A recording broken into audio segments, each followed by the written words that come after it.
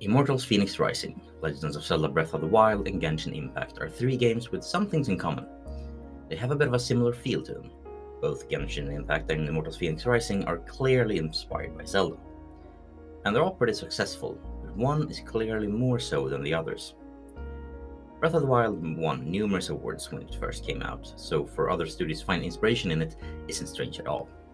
It sold really well as well. Like, really well. Over 24 million units sold well. Immortals Fenyx Rising came out in December 2020 and sold great numbers too. Ubisoft are reportedly really impressed with how this new IP is performing. Over 10 million units sold across all platforms. The mix of Assassin's Creed Odyssey and Breath of the Wild was apparently a hit. Although the game failed to reach the same level of praise as the main inspiration, it still sold great. Yet none of these come even close to the number of players who still to this day plays Genshin Impact. It's a game that came out before Ubisoft's take on the style and is still seeing over 9 million active monthly players. The game has over 40 million installs on Android alone.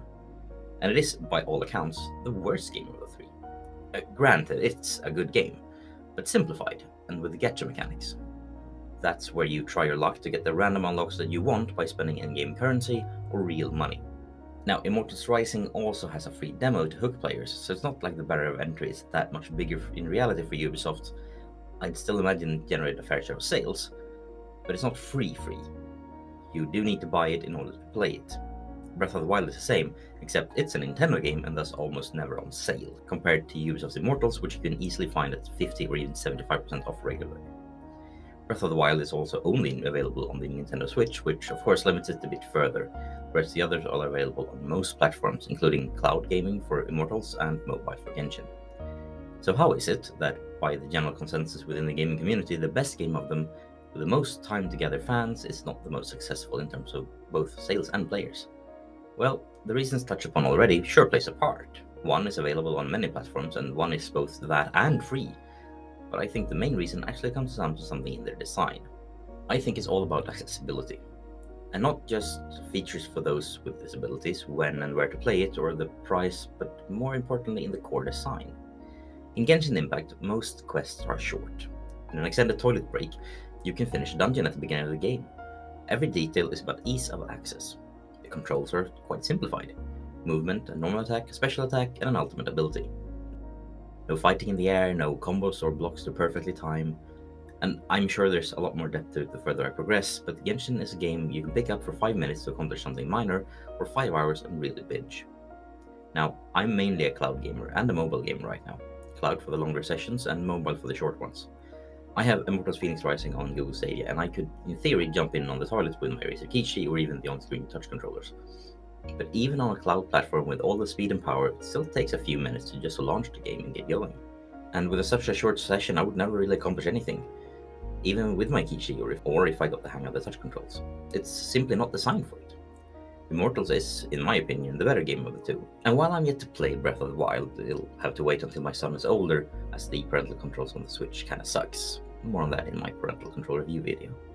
Anyway, I'm sure it's a great game as well, maybe even better. Yet I think I've already played more Genshin Impact than Immortals Fenyx Rising already, and I don't think that will change anytime soon. Now, I don't care much for gacha mechanics or in-game purchases at all, but thanks to the accessible design, it's the game I'll keep coming back to. And I think it's safe to say it's intentional. And I honestly don't think it's a stay-out game. It's not something that the game or the developers should receive basically any criticism of. It makes the game better even. Not the better game of the trio, mind you, but I think the game wouldn't be as fun or good if it wasn't. See, by designing it from the ground up, to be playable and enjoyable in short sessions, they've opened up the game to so many more players and sessions, something that I think can be a very valuable design choice for more games, especially with cloud gaming being playable on phones and tablets these days, or a work or a school laptop during lunch breaks. Looking forward, I suspect the cloud platform's adoption of touch controls, Stadia's direct touch, allowing developers to integrate touch input as they see fit, or Xbox Streaming Beta's touch-enabled feature, allowing it essentially the same, will be increasingly popular among developers and will change how developers design their games. Now, I don't think we'll see a mobile-first design take hold, but a mobile in mind? Yeah, absolutely. And even among big AAA titles before long. And I, for one, welcome that. It will make gaming accessible for all of us in a way it hasn't been before. Genshin Impact may have paved the way forward for the industry, and cloud platforms will push it further. I mean, or not. Time will tell. Anyway, thank you for watching. If you came here for the gaming content, the parental angle, or if autoplay just got you here and you forgot to turn it off, well, subscribe to the channel for more content for parents who game, parents of gamers, and some general gaming content in between. Hit the notification bell and hopefully you will be notified when I upload or stream. And lastly, like the video and comment with your opinions in the comment section below, as doing so helps the channel out. So please do. See you around.